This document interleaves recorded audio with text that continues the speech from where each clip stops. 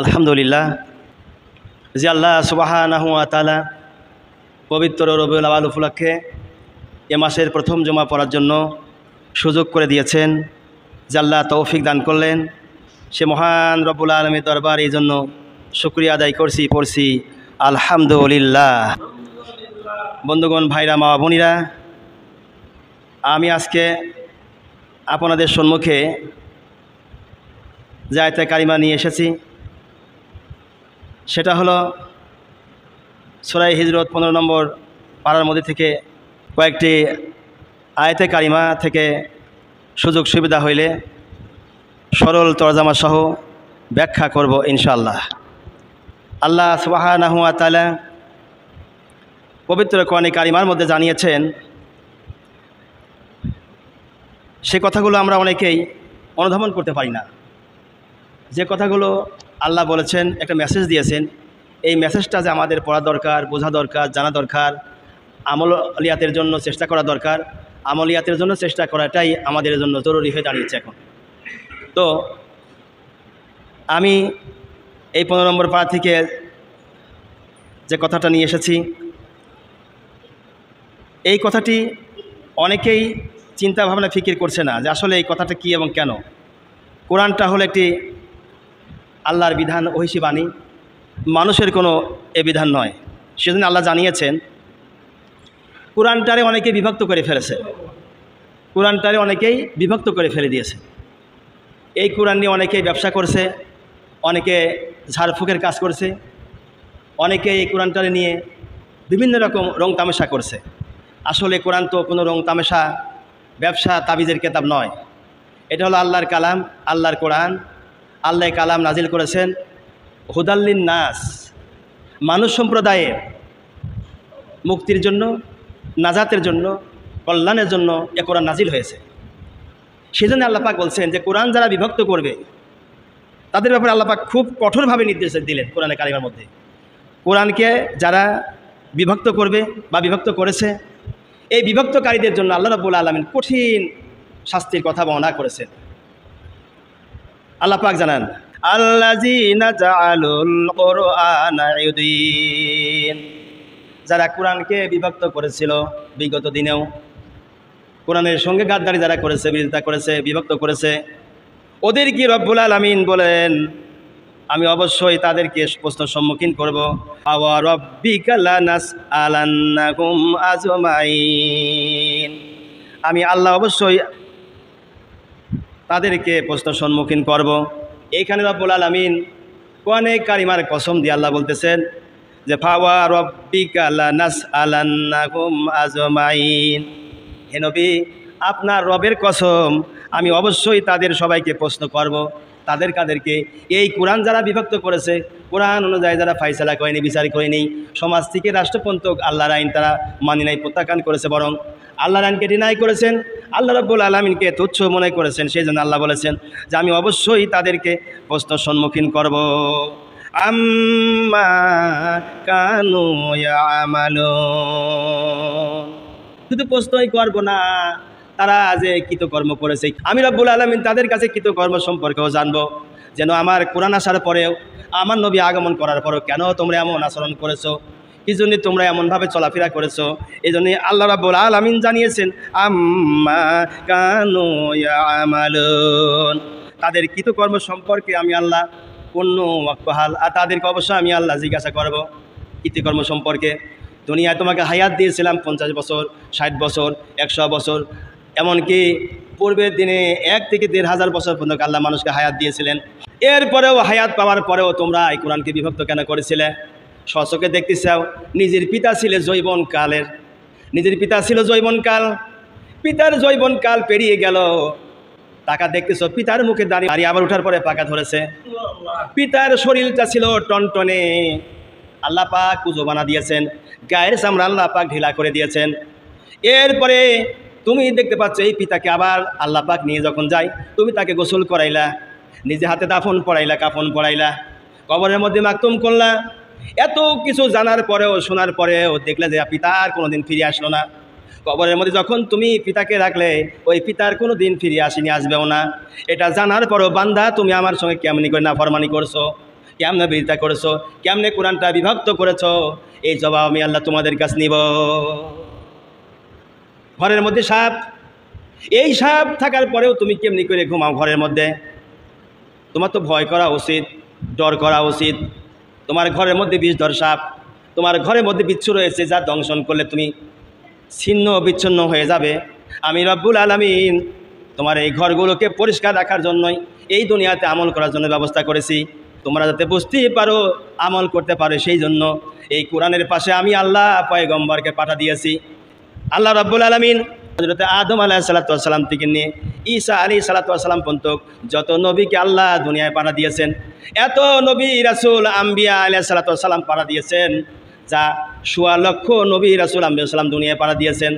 প্রত্যেক নবী রাসূল আম্বিয়া আলাইহিসসালামের মুখ থেকে মুহাম্মদ সাল্লাল্লাহু আলাইহি সাল্লাম পৃথিবীতে আগমন করবেন, এই আগমনের বার্তাটা প্রকাশ করার জন্য আল্লাহ রাব্বুল আলামিন সকল নবীকে ওয়াজিব করে দিয়েছিলেন। বলি সুবহানাল্লাহ।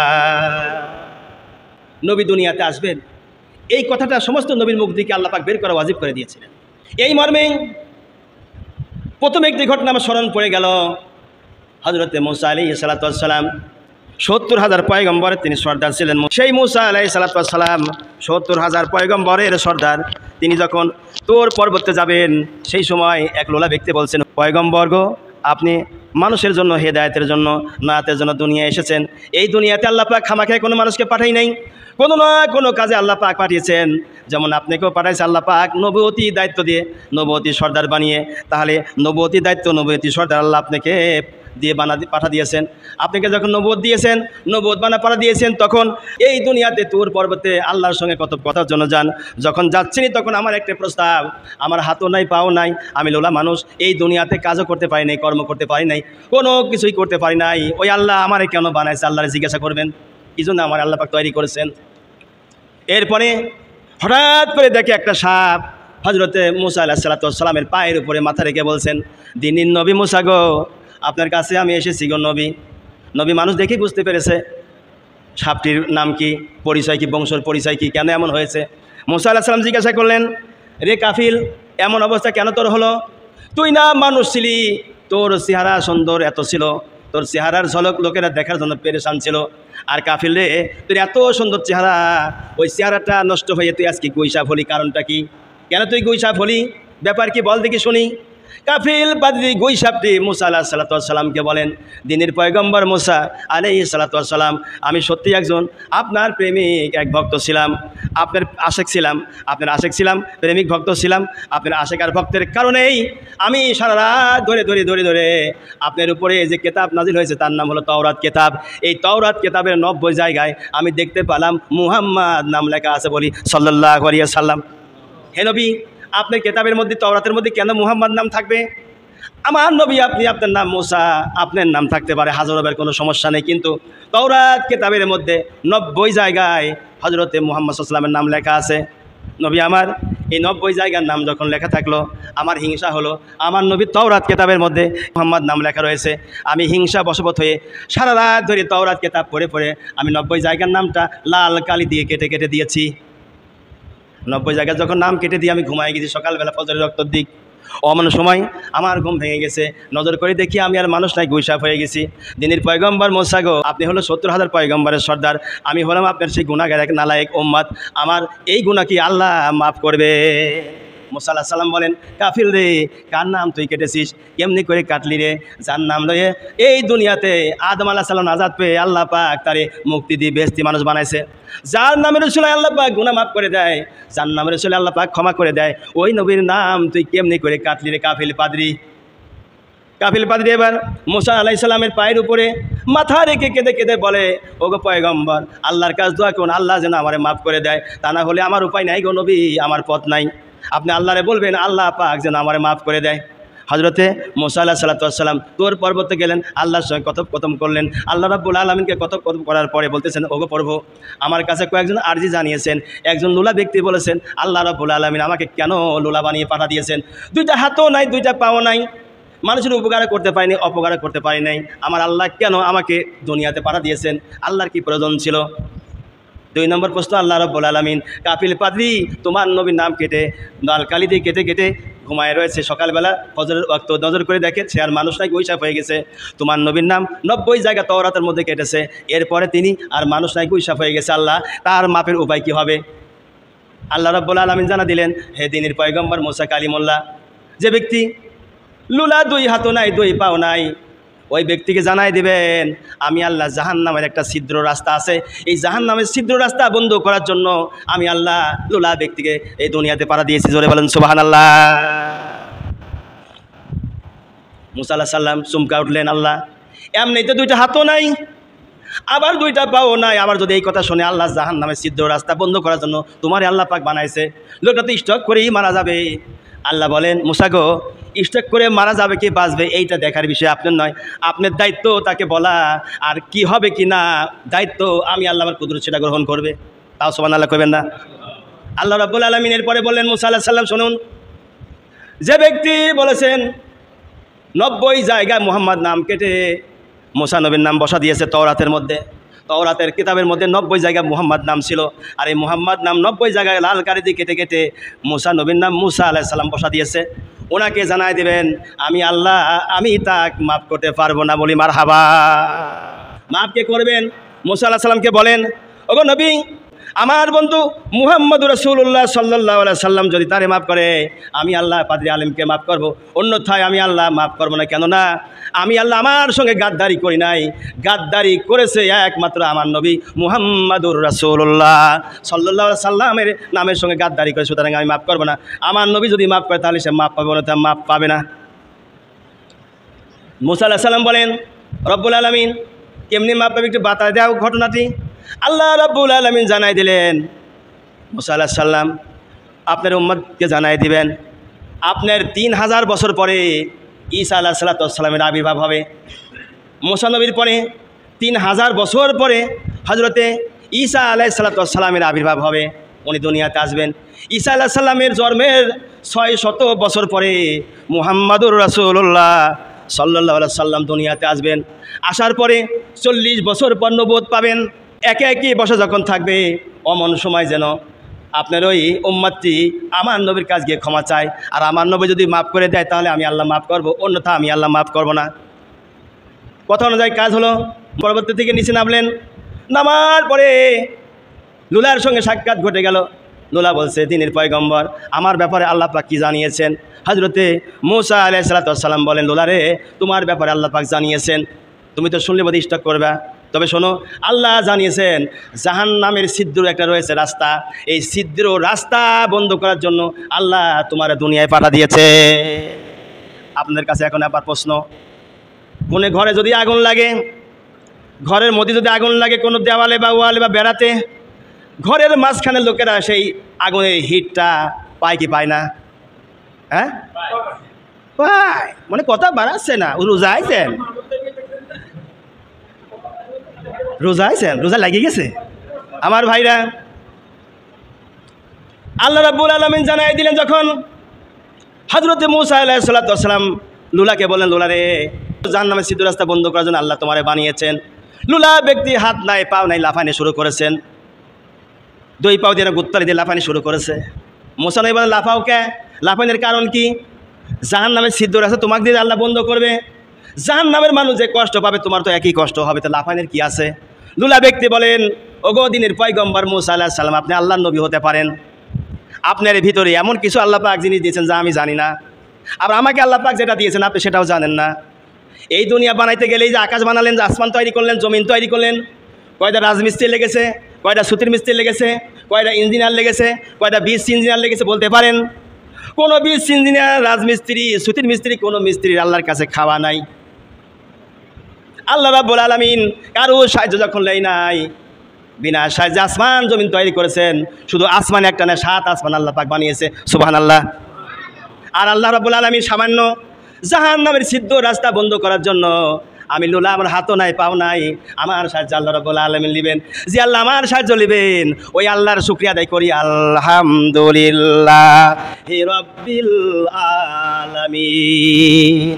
যখন তিনি আল্লাহর নামে শুকরিয়া আদায় করলেন, আল্লামা শায়েখ জাকারিয়া রহমাতুল্লাহ আলাইহি বলেন, লোলা ব্যক্তি যখন পড়ছেন আলহামদুলিল্লাহি রাব্বিল আলামিন বলার সাথে সাথে লোলা ব্যক্তির দুইটা হাত আর দুইটা পাও মানুষের যেমন চেহারা যেমন হাত পাও থাকে ওই রকম পাও মুহূর্তের মধ্যে চোখের কলবের মধ্যে আল্লাহ রাব্বুল আলামিন গজায় দিয়েছেন। জোরে বলি সুবহানাল্লাহ।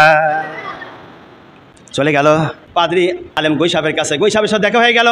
গুই সাহেব বললেন, রব্বুল আলামিন আপনাকে কি জানিয়েছেন? দিনের পয়গম্বর মুসা কালিমুল্লাহ মুসা আলাইহিস সালাম বলেন, আল্লাহ রাব্বুল আলামিন আমাকে জানিয়েছেন।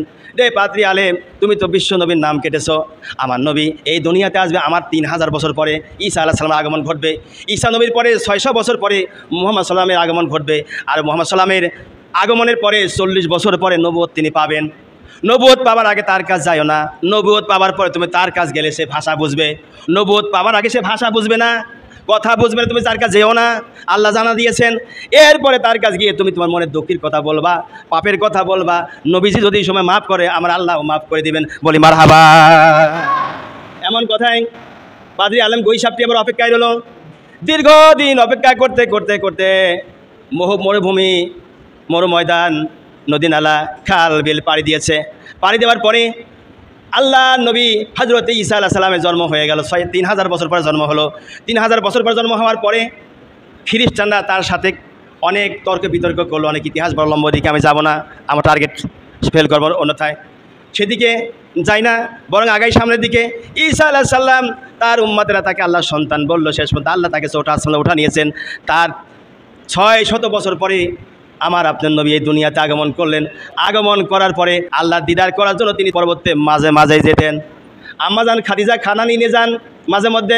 গুই সাহেবটি পরবর্তীকালে জানিয়েছেন, আমি যখন রসুলকে দেখার জন্য হেরা পর্বত গুহায় অবস্থান করেছি, দেখি আল্লাহ নবী তো এসে তিনি অপেক্ষা করেছেন। আর আম্মাজানা হজরতে খাদিজা তার জন্য খানা নিয়ে আসছেন। কিন্তু সুযোগ পায় না যাবার জন্য, যেহেতু তিনি নবুয়ত পায়নি। নবুয়তের দরজার সময় পর্যন্ত খোলা হয় নাই। 40 বছর যখন বয়স হয়ে গেল রসুলের, তখন নবুয়ত রসুলকে দেওয়া হলো।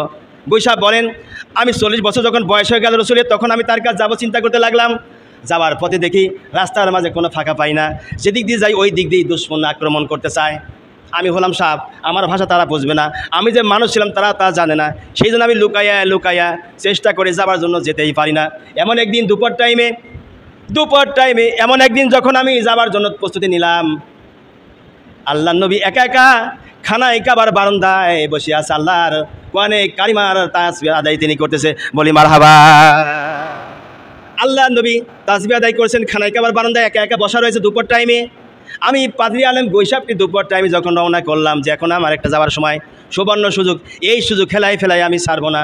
এখন আমি যেতেই চাই, যাবই আমি যেভাবে হোক। যাবার জন্য পাদ্রী আলেম এবার রাসূলের কদম মোবারকে আসার জন্য মসজিদ নববীর বারান্দার দিকে আসছে। অমন সময় আবু জেহেল বাড়ির থেকে বের হয়েছে লাঠি লইয়া। এক লাঠি লইয়া বাড়ির থেকে বের হয়ে আসছে। গুই সাহেব দেখে আবু জেহেল পিটায় জম্মের পিটায় মারছে। মারার পরে ওকে পুরাইয়া ছাই বানা দিয়েছে। ওকে পুরাই যখন ছাই বানায় একটা পুটলা বাঁধেছে। পুটলার মধ্যে গুই সাহেবটির এই ছাই এভাবে পেঁচা ধরেছে। ধরার পরে আল্লাহ নবী মুহাম্মদ সাল্লামের কাছে গিয়ে বলছে, ভাতিজা এই পুটলার মধ্যে কি তুমি কি বলতে পারো নি? আল্লাহ নবীর কাছে জিবরিল ফেরেশতার সাথে চলে আসছে। আসার পরে বলছে, হুজুর আপনি কি পরীক্ষা করার জন্য আবু জেহেল কিন্তু এই কাজ করেছে। আল্লাহ নবী জনাবি মুহাম্মদুর রাসূলুল্লাহ সাল্লাল্লাহু আলাইহি সাল্লাম তিনি মসজিদ নববীর বারান্দাতেই বসা আছেন।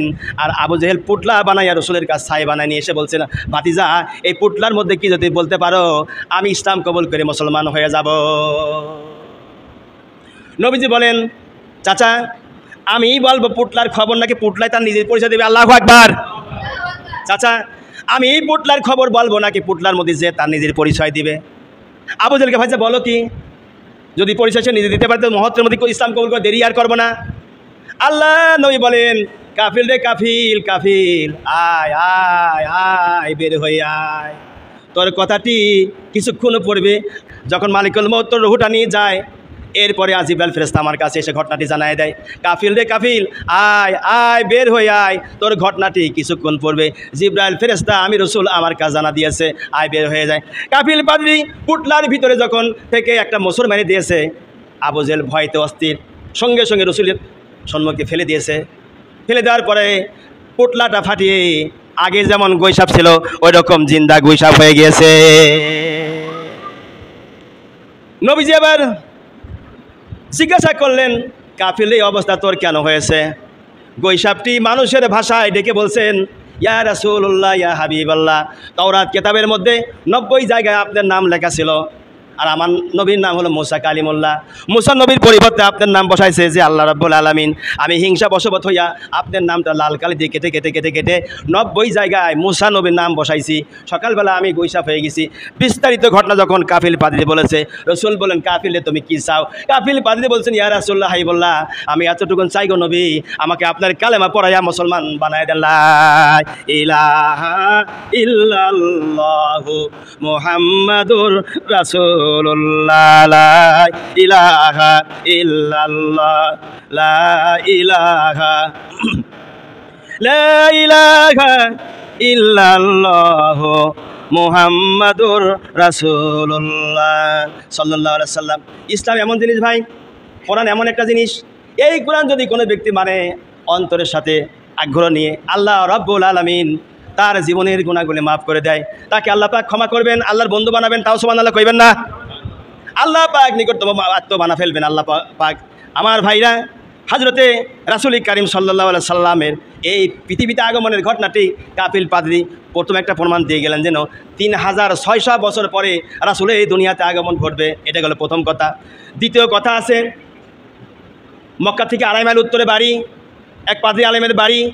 তাফসিরে বাইজাবি শরীফ মধ্যে এসেছে, এই পাদ্রী আলেম তিনিও ইনজিল কেতাব পড়ে পড়ে পেয়েছিল। পূর্বের ঘটনা দিয়েছি তাওরাত কেতাবের, এখন আসবে ইনজিল কেতাবের। তবে ইনজিল কেতাবের বর্ণনাটি আজকে আমি দিতে পারছি না, কারণ ওইটি একটু লম্বা ঘটনা, আগামী তারিখে দেখছি। তার পূর্বে একটি ঘটনা আমি রেখে দিয়েছিলাম। রাসূল কারীম সাল্লাল্লাহু আলাইহি সাল্লাম সাহাবায়ে কেরামদেরকে জড়ো করে বলছেন, ও সাহাবায়ে কেরাম শোনো, তোমাদের কি এমন একটা কথা বলবো? কি কথা হুজুর? শোনো, নামাজের চাইতে বড়, রোজার চেয়ে বড়, যাকাতের চেয়ে বড়, সদাকাতের চাইতেও বড় এমন একটা কথা কি বলবো যে আমলটা করলে আল্লাহ রাব্বুল আলামিন নামাজ, রোজা, যাকাত, সাদাকার চাইতে আল্লাহ পাক বেশি সওয়াব দিয়ে দেবে। সাহাবায়ে কেরাম বলেন, ইয়া রাসূলুল্লাহ, অবশ্যই আমরা শুনতেছি, আপনি বলুন। আল্লাহ নবী জানা দিলেন, ইসলাহু জাতিল বাইন। ও সাহাবায়ে কেরাম, দুই ব্যক্তির মধ্যে ঝগড়া লেগেছে, মিটাইয়া দাও। দুই ব্যক্তির ঝগড়া যদি মিটাই দিতে পারো, আল্লাহ রাব্বুল আলামিন ফরজ নামাজ পড়লে, ফরজ রোজা করলে, ফরজ যাকাত দিলে, সদকা আদায় করলে যেই সওয়াব পাও, তার চাইতে বেশি সওয়াব আল্লাহ তোমার আমলনামা দিয়ে দেবে। তাই বলে ফরজ নামাজ বাদ দিয়ে নয়, রোজা বাদ দিয়ে নয়, যাকাত বাদ দিয়ে নয়। আল্লাহু আকবার। ভাইরা আমার, আমরা আজকাল ঘরের মধ্যে সাপ রেখে দৌড়াদৌড়ি করতেছি। আপনার ঘরের মধ্যে সাপ, এরপরে আপনি কেমন করে সে নামাজ পড়েন না, কেমন করে রোজা করেন না? তরুণ যুবকেরা কান লাগা, নামাজ কালাম ছেড়ে দিও না, নামাজ কালাম ধরে রাখো।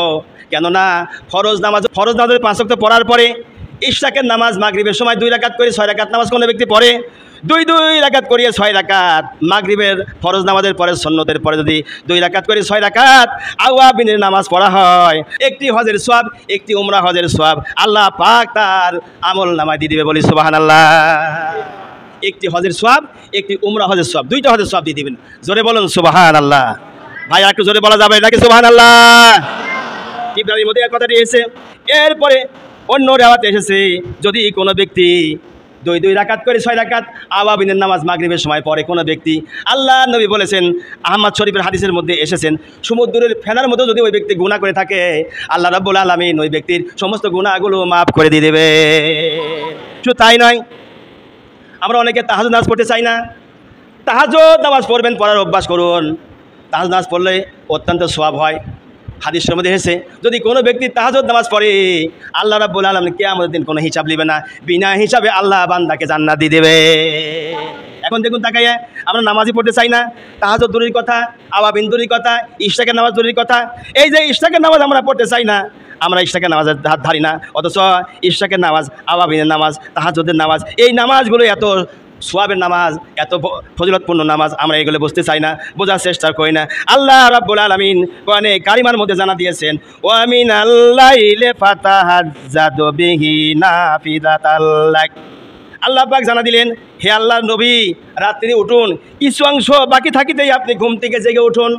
আল্লাহ রসুলকে কিন্তু এই কথা বলছেন, হে নবী, আপনি জেগে উঠুন ঘুম থেকে, রাতের কিছু অংশ থাকতে ঘুম থেকে জেগে উঠুন, ঘুমায় থাকবেন না। শুধু ঘুমায় থাকাই শুধু নয়, আসা ইয়াবু আসাকা রাব্বুকা মাকামাম মাহমুদা। আমার ভাইরা, আল্লাহ নবী বলেছেন, আমাকে আল্লাহ পাক সরাসরি জানা দিয়েছেন, হে নবী, আপনার রব কিয়ামতে মাকামে মাহমুদায় পৌঁছাতে কি অক্ষম হবেন না, বরং সক্ষম হবেন। আপনি রাতের কিছু অংশ উঠুন, তাহাজ্জুদ নামাজ পড়ুন। আর আজকে আমরা রাতে তাহাজ্জুদ নামাজ দূরের কথা, কোনো নামাজ আমরা পড়তে চাই না, এত অলস হয়ে গিয়েছেন। মনে রাখবেন, এমন একদিন আসবে ভাই, সামনে আসতেছে, আপনার ভাই বাপ মা আপন আত্মীয়স্বজনকে আপনার হকদার হবে না, কি আপনাকে সাহায্য করবে না, কি আপনাকে কোনো রকম সুপারিশ করবে না, আপনার কোনো সাথী হবে না। এই দুনিয়াতে আপনার যদি কোনো কিছু, আপনার ভাই দৌড়াবে, অসুখ হয়েছে ভাই আসবে, অ্যাক্সিডেন্ট করেছেন প্রতিবেশী দৌড়ে আসবে, বা রাস্তার কোনো লোক এসে আপনাকে হাসপাতালে নিয়ে যাবে, ক্লিনিকে নিয়ে যাবে, মেডিকেলে নিয়ে যাবে। কিন্তু কবরের ভিতরে এমন এমন আযাব রয়েছে সংরক্ষিত, যে আযাবের ব্যাপারে আপনাকে বললে আপনি মনে হয় তুচ্ছ মনে করেন, কেউ না, এমন তুচ্ছ মনে করবেন না। আমি হযরত ইয়াহইয়া ইবনে আব্দুল হামিদ বর্ণনা করেছেন, একবার হযরতে হামির তিনি যখন শিকার করতে যায়, যুবক মানুষ, তরুণ মানুষ, 5 ওয়াক্ত নামাজ পড়ে, তাহাজ্জুদ পড়ে, জঙ্গলে চলে গিয়েছে শিকার করার জন্য। জঙ্গলের ভিতরে শিকার করতে গিয়ে হঠাৎ করে দেখে একটা সাপ দৌড়ায় দৌড়ায় তার নিকটে চলে আসছে। বলা হলো, ভাই তুমি দৌড়াও কেন? সাপের জবান খুলে বলছে, ভাই হামির, আমাকে আমার দুশমন ধাওয়া করেছে, আমাকে এটা আশ্রয় দাও। হামির বলছে, তোমাকে আশ্রয় দেবো কেমনি করে? তুমি তো সাপ, আমি হলো মানুষ, তুমি আমাকে দংশন করবা?